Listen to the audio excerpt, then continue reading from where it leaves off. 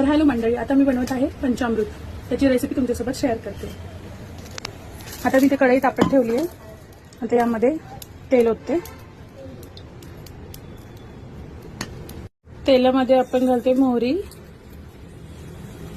थोडं मोहरी तडतडल्यावर त्यात जिरे घालूया.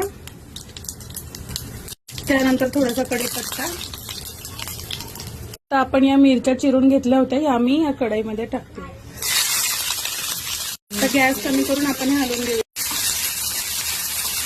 मिरच्या थोड्याशा फ्राय झाल्या, आपण किंचित हिंग टाकूया. आता आपण याच्यामध्ये टाकणार आहोत चिंच गुळाचं पाणी.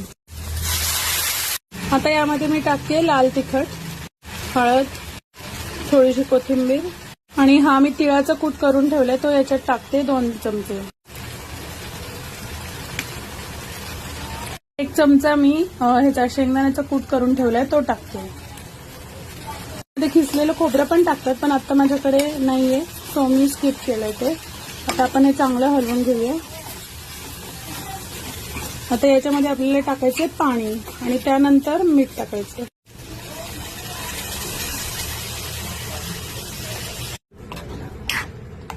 तर यामध्ये मीठ टाकते मी चवीनुसार. आता आपण याला 5 ते 10 मिनिटं चांगलं घट्ट होईपर्यंत शिजूया. मग आपलं पंचामृत रेडी होईल. तर 10 मिनिटं शिजवल्यावर अशा प्रकारे हे पंचामृत रेडी झालंय.